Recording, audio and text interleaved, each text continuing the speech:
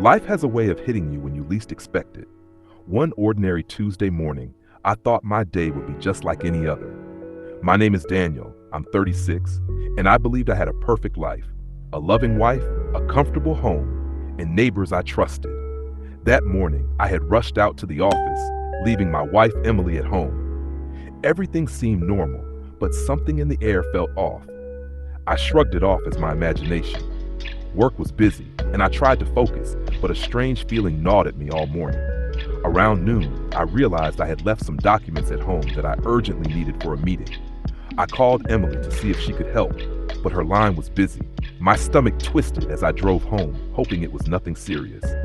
When I pulled into the driveway, I noticed something strange. My neighbor's car, Mark, who lived across the street, was parked unusually close to my house. My heart skipped a beat. I unlocked the front door and stepped inside. The house was too quiet. Emily never worked in silence. She always played music or hummed while cooking. Then I heard it. The unmistakable sound of movement upstairs from our bedroom. My pulse raced. I crept up the stairs trying to rationalize it. Maybe Mark had come to borrow something, I told myself. But as I reached the bedroom, I froze. Through the slightly open door, I saw Emily and Mark, completely intimate, in a way that shattered everything I thought I knew. My mind went blank. The woman I loved, the man I trusted, completely entwined in betrayal in my own house. For a few seconds, I couldn't breathe. My emotions were frozen. Shock, disbelief, anger, all mixed into a surreal calm. I didn't scream. I didn't rush in. I simply took a step back, my mind racing for what to do next. Then a thought struck me. I had to make them accountable. I quietly closed the door, locked it from the outside, and grabbed my phone. It was time to call Mark's wife to confront this situation head on and make them face the consequences of their actions. That moment changed me. I realized I had been living in a false reality, one carefully constructed by people I trusted. But now it was time to take control of the situation, not as a victim, but as someone who would reclaim his life. I called Laura, Mark's wife, as quietly as I could. My hands were shaking, but my voice stayed steady. "Laura, you need to come over. There's something you have to see." I could hear the confusion in her voice, the disbelief. "Daniel, what are you talking about?" "There's no time to explain. Just come, please." While waiting for her, I sat on the edge of our bed, the same bed Emily and I had shared for years. My mind replayed every little sign I had ignored. Emily's sudden obsession with dressing up when Mark's family was around, the extra gym sessions she insisted she needed, and how she had started working from home more often. I had convinced myself it was normal, that I was overthinking things, but now it all made sense. Within minutes, Laura arrived, looking worried and suspicious. I guided her to the bedroom door, my hand on the doorknob. Together, we peeked through the crack. There they were, Emily and Mark, completely entangled, unaware that we were watching. Laura's face turned pale, and I could see the betrayal cutting through her like a knife. I handed her Mark's phone. It had been left unlocked on the nightstand. As she scrolled through the messages, her hands trembled. The texts were explicit, dating back months, showing a planned, calculated affair. All this time?" she whispered, her voice breaking. "All the lies." I nodded, feeling a cold resolve settle in my chest. They thought we'd never notice, but now we do. Mark noticed us standing there. His eyes widened in panic, and Emily froze. I finally spoke, my voice low and firm. "Stay right there, both of you. No one moves until we figure this out." For the first time, I felt a strange sense of control.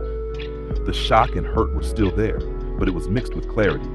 They had underestimated us, both Laura and me, but now we were in charge of the situation. The air was thick with tension. Emily and Mark tried to form excuses, but there were no words that could undo what they had done. I could see the panic in their eyes, the realization that their carefully hidden affair was finally exposed. I turned to Laura. "We need to make sure this never happens again, not just for us, but for our families.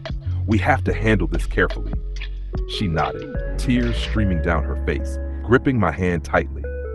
In that moment, I realized that even though our lives had been shattered, we had each other. And together, we would face the consequences and make sure justice was served. Emily and Mark were both frozen, their faces pale, caught completely off guard.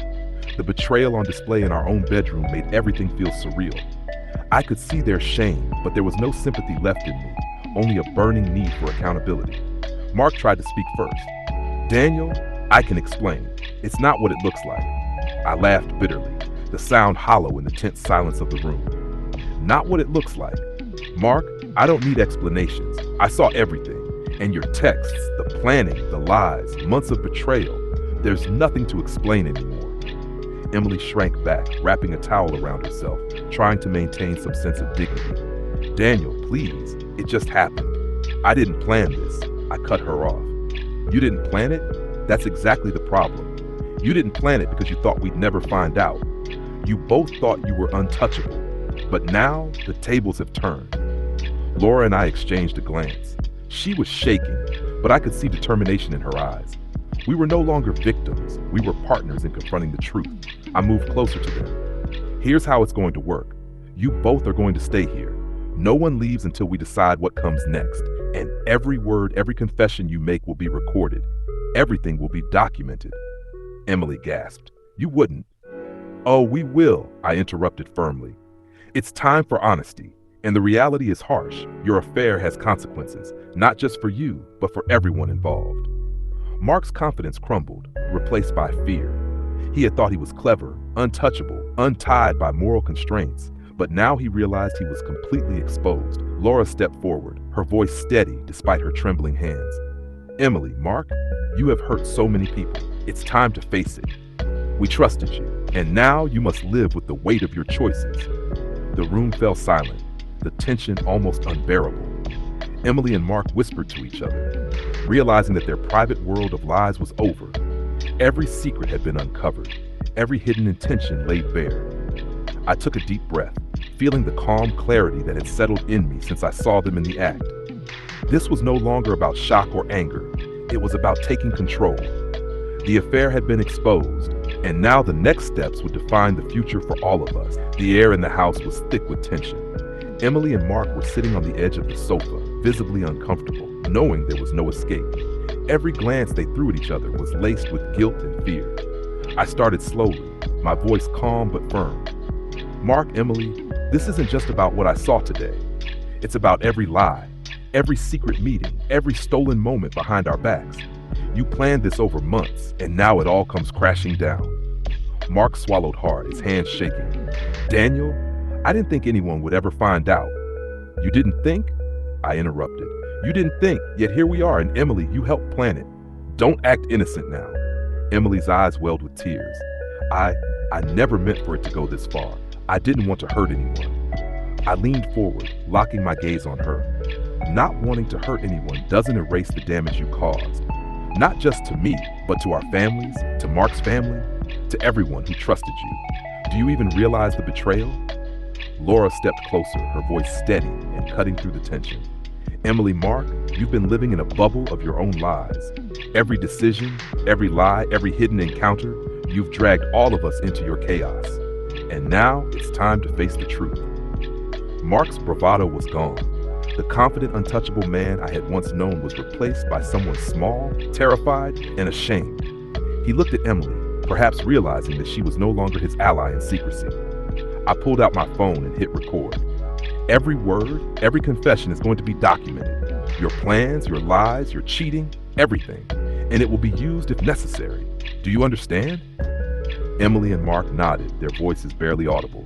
Yes, they muttered. I took a deep breath, feeling a surge of control. For months, I had been blindsided, but now I was the one holding the power. The house, the truth, the evidence, it was all in my hands. Laura looked at me, determination in her eyes. We trusted them. They betrayed that trust. Now they will face it, fully. Mark finally spoke, his voice trembling. Daniel, what do you want from us? I leaned back, letting the weight of my presence fill the room. I want honesty. I want accountability. I want you to feel the consequences of your actions, and you will. Every detail, every lie, every plan you made, it will come out, and we will decide how to handle it together. The room fell silent again, the gravity of the situation settling in.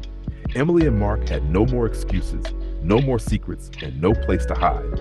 For the first time, the power had shifted. Emily and Mark sat frozen, their faces pale, realizing the gravity of the situation. The confident, secretive personas they carried for months had vanished in an instant. I took a deep breath and spoke slowly, each word deliberate. Start talking. Every meeting, every lie, every excuse, you're going to tell it all. There's no hiding anymore. Emily's voice trembled. It started a few months ago. We never meant for it to get this far. It was supposed to be just casual, just harmless, but we got carried away. Mark's hands shook as he added, we met when no one was home. Sometimes at our houses, sometimes in cars, sometimes at cheap hotels. We thought we could get away with it. The room felt colder with every confession. I kept my voice steady, my expression calm, but inside, a storm was raging. And all this while, you were pretending to be neighbors, friends, married couples, while lying to everyone around you. You thought you could manipulate reality, but now it's unraveling. Emily's eyes filled with tears. I didn't think anyone would find out. I never wanted to hurt Daniel. You didn't think? I repeated, my voice cutting sharply. You destroyed trust, respect, and lives. You hurt not just me, but Mark's family, your own conscience, and every single person who believed in you. Did you ever consider the consequences? Mark lowered his head, unable to meet my gaze. We underestimated it. I underestimated it. I thought we were smarter than everyone else. I nodded slowly, letting their words sink in. This isn't just a lesson in deception. It's a lesson in accountability. Every lie, every betrayal, every stolen moment, it all has a price. And today, you're paying it. Not with threats, not with anger, but with truth. You will own it, or it will consume you. The tension was suffocating. Emily and Mark exchanged panicked glances, realizing their carefully constructed world of lies was crumbling. Every confession deepened the reality of their betrayal. I stood up and walked toward them, my steps deliberate. From this point on, there's no hiding, no excuses. You will face everyone you've deceived. You will confront the consequences of your choices. And we will decide the next steps. Not you, not her, not anyone but us. Emily started sobbing quietly, while Mark remained silent, his pride shattered. They were exposed, vulnerable, and powerless, exactly as they deserved. I picked up my phone, making sure everything was documented. Record everything, I instructed. Every word, every confession, every sob. It will be the evidence of your betrayal and the proof of your reckoning. For the first time that day, I felt a sense of control. The tables had turned. They had underestimated me, underestimated the consequences, and underestimated the power of truth. The room felt heavier than before. Emily was wiping her tears with trembling hands, and Mark looked like a man who had finally realized the cost of his arrogance. I stood there silently for a moment, letting them feel the weight of their actions. Finally, I spoke, my voice calm but firm. Now that the truth is out, it's time you understand what happens next. Emily looked up, her eyes red and swollen. Daniel, please, just tell us what you're thinking. We're scared. Good, I replied. You should be. Mark swallowed hard. Are you going to tell our families? I crossed my arms. You don't get to ask questions. You lost that right the moment you crossed every line of loyalty and respect. Emily covered her face. I'm so sorry. I ruined everything. I didn't respond to her apology. Instead, I took a slow breath.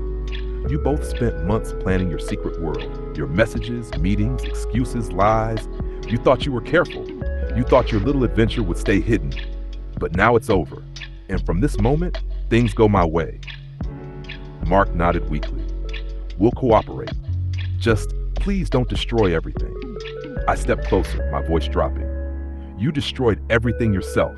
I'm just dealing with the consequences. Emily's voice cracked. What do you want us to do? I paused, letting the silence stretch. First, you're going to sit here and answer every question. No lies, no half-truths. If you lie again, even once, I will expose everything immediately. Both nodded quickly, fear spreading across their faces. Second, I continued, you will both write and record your full confession. Every detail, every meeting, every message, everything you did, and you will sign it. Mark's face fell. Daniel, this isn't negotiation, I cut him off. This is accountability, Emily whispered. And after that, I looked at her coldly. After that, I decide who hears the truth and how much damage your actions deserve. A long, suffocating silence filled the room. Emily broke into silent tears. Mark stared at the floor, ashamed and defeated. For the first time since the chaos began, I felt clarity. This wasn't revenge. This was justice. You both played with people's trust, I said quietly. Now you will face the consequences fully. Emily reached out as if to touch my arm. Desperate. Daniel, please, don't end everything. I stepped back. I didn't end anything, I replied. You did. And with that, I sat down across from them, ready to begin the next phase of their truth. I leaned back, my eyes fixed on Emily and Mark. The tension in the room was suffocating. I didn't need to raise my voice. They already understood that the power had shifted. Start from the beginning, I said firmly. Every detail. Don't leave anything out. I want dates, times, places, everything. Emily's lips trembled as she began, her voice barely above a whisper. It started about 6 months ago, she admitted. I didn't mean for it to go this far.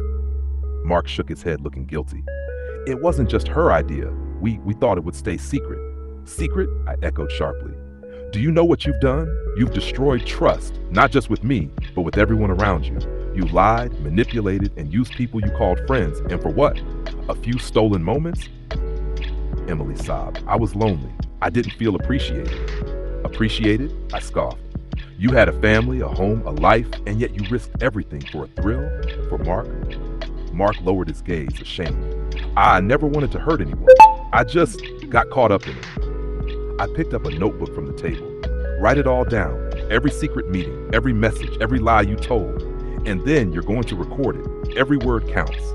Do you understand? They nodded, fear and regret written across their faces. I continued, my voice calm but icy. After this, I decide what happens.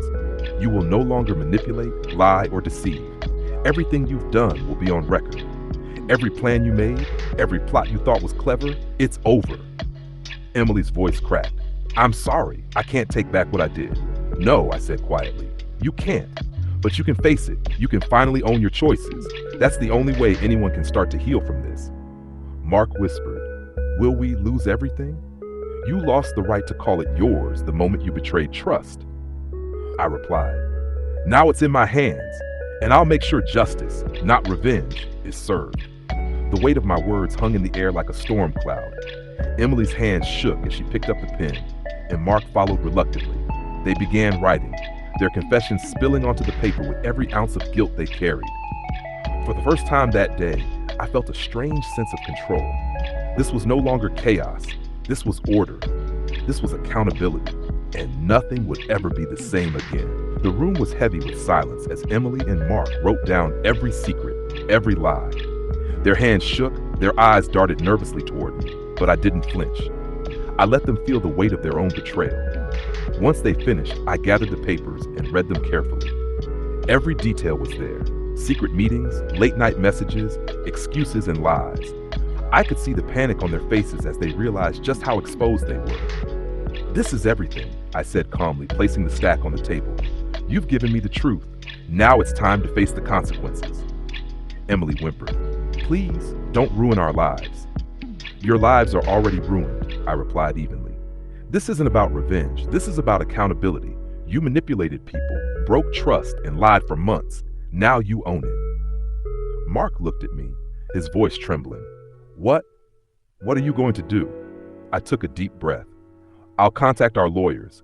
They will see these confessions, every message, every plan to deceive. It's all documented. You'll be held responsible, legally and morally, and you will face the reality of what you've done to both families. Emily started crying. I didn't think it would go this far. I didn't mean for anyone to get hurt. You didn't think, I said quietly, and that's exactly why this is so devastating. Your choices were selfish, but now you have to live with them. The rest is up to the law and us, the ones you betrayed. Mark's eyes filled with shame. We never wanted it to be like this. We just lost control. Lost control? I repeated sharply. No, you chose this. Every secret meeting, every lie, every stolen moment, you chose it. And now you'll bear the consequences. For the next hour, I watched them break down, saw the fear and guilt consume them. Every whispered excuse, every desperate plea for forgiveness only reinforced the truth. They had underestimated me. They thought I would crumble, that I would beg for explanations, that I would cry endlessly, but I didn't. I had control now. They had handed me the power, and I intended to use it wisely. I called my lawyer and briefed him on everything. Text messages, written confessions, and recordings of their admissions were all cataloged, Every move they had made to deceive us was now a tool for justice, not revenge. After the call, I turned to Emily and Mark. You will leave this house tonight, both of you, no exceptions. And when you leave, know that you are leaving a trail of destruction behind. Every lie, every betrayal, it's all yours now to face. Emily's sobs echoed in the room. Mark's shoulders slumped. They finally understood. The game was over, and they were the ones who had lost. For the first time since discovering the betrayal, I felt a strange sense of liberation. This wasn't just about anger or revenge. It was about reclaiming my life, my home, and my peace. And in that moment, I realized something crucial. Betrayal doesn't have to destroy you. It can awaken a strength you never knew you had. Emily and Mark left the room reluctantly, their faces pale, their hands trembling. I followed them to the door, making sure they understood the rules clearly. No more lies, no more manipulation, no more access to my life. As soon as they stepped outside, I locked the door behind them. The sound of the click echoed through the house, symbolizing a barrier between the past and my future. For the first time in months, maybe years, I felt a sense of control returning to my life. I walked through my home, touching each familiar object, feeling the calm wash over me. Every picture, every memento, every corner of the house reminded me that this was my sanctuary, and I wasn't going to let anyone destroy it again. But the emotional aftermath was heavy. The betrayal was not just personal, it had shaken the very foundation of my trust. I had to make choices, not in anger, but with clarity. I called our respective lawyers and shared every detail: texts, confessions, dates, and secret meetings. The legal groundwork was laid, and Emily and Mark would now face the consequences of their actions in court. Then came the hardest part, confronting the reality with our neighbors and friends. People who had been close suddenly became witnesses to a betrayal they had never imagined. Some were shocked, some sympathetic, and some couldn't believe it. I realized that rebuilding my life meant facing the world, not hiding from it. I also had to take care of myself emotionally. I scheduled therapy, started journaling, and slowly reconnected with friends and family. Every day was a battle between anger, sadness, and the growing determination to reclaim my dignity. Emily and Mark, on the other hand, were struggling. Their once secret world had collapsed. Their manipulations, carefully hidden for months, were now exposed. Friends questioned their integrity, colleagues doubted them, and their own families felt the ripple of the betrayal. They had underestimated the ripple effects of their selfish choices. I realized something important. Betrayal is never just about the act itself. It's about power, control, and deception. And when that power is taken back, the truth becomes a force stronger than fear, manipulation, or guilt.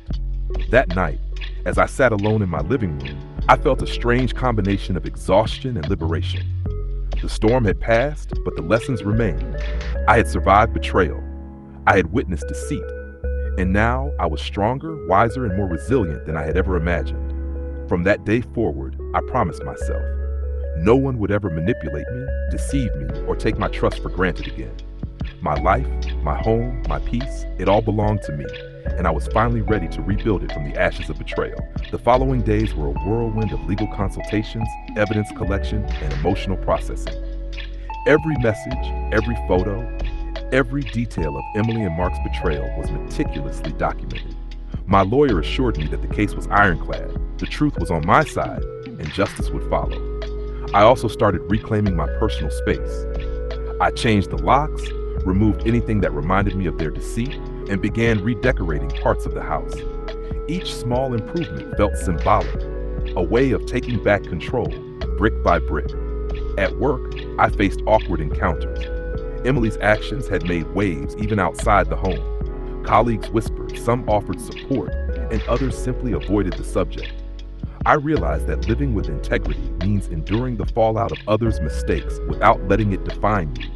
Lincoln, my neighbor whose wife had been involved with Emily, became an unexpected ally. We shared experiences, vented frustrations, and helped each other navigate the legal and emotional labyrinth. Together, we strategized, planning for custody concerns, financial settlements, and the personal boundaries necessary to move forward. Meanwhile, Emily and Mark were dealing with the consequences of their choices. Their carefully orchestrated affair had collapsed publicly. Emily faced the shame and anger of her friends and family, while Mark had to answer for his manipulation and betrayal. They were no longer in control. The tables had turned. Emotionally, I began to notice a shift within myself. The betrayal had left scars, yes, but it also sparked a resilience I didn't know I possessed. I started setting goals, pursuing old hobbies, and reconnecting with parts of myself that had been buried under trust and routine. One evening, while reviewing the legal documents with my lawyer, I realized something profound. Betrayal can destroy, but it can also teach. It teaches boundaries, self-respect, and the importance of being vigilant about who you trust.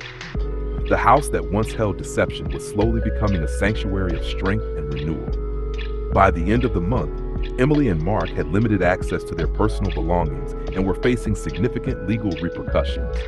I felt a strange sense of justice, not vengeful, but resolute. Their actions had consequences, and for the first time, I felt the balance shift in my favor. As I sat in my living room that night, sipping coffee, I reflected on the journey. The pain, anger, and humiliation were real, but so was the power I now held over my life. I had survived the storm. I had reclaimed my home, my trust, and my sense of self. And for the first time in months, I slept peacefully, knowing that the worst was over and the next chapter of my life was mine to write. The final chapter of this ordeal was not about revenge. It was about rebuilding. Over the next few weeks, I focused on myself, my family, and reclaiming the life that Emily and Mark had tried to steal. Every room I cleaned, every object I organized, and every boundary I set was a declaration. My life would no longer be defined by betrayal. I reconnected with old friends, rediscovered hobbies, and started exercising, not just to stay fit, but to regain mental and emotional strength. The trauma of betrayal had left its mark, but it also awakened a resilience I never knew I had. Legally, everything fell into place. The documented messages, recorded confessions, and evidence of their scheme ensured a fair settlement. Emily could not manipulate finances or hide assets, and Mark faced the consequences of his decisions. Justice, slow as it may have seemed at first, had caught up to them. Emotionally, I learned that trust, once broken, can never return to its original state, but it can be rebuilt in a different form. I became more cautious, more aware, but also more confident in my ability to navigate relationships in life. I realized that betrayal is not the end. It's a catalyst for self-discovery and growth. Lincoln and I stayed in touch, bound not by friendship alone, but by the shared experience of surviving deceit. We supported each other through legal proceedings, parenting decisions, and emotional recovery. What had begun as tragedy became an unexpected source of solidarity. Months later, Emily and Mark were gone from our lives. The house, once a stage for their deception, now felt like home again, calm, safe, and mine. The betrayal that had once consumed me was now a story I could tell with strength rather than pain. Looking back, I understood the greatest lesson. Sometimes, the worst experiences can make us stronger, wiser, and more determined than we ever imagined. I had lost trust, yes, but I had gained clarity, independence, and the knowledge that I could survive anything life threw at me. As I stepped into the next chapter of my life, I carried one truth with me. Betrayal does not define us. How we respond does, and I had chosen to rise.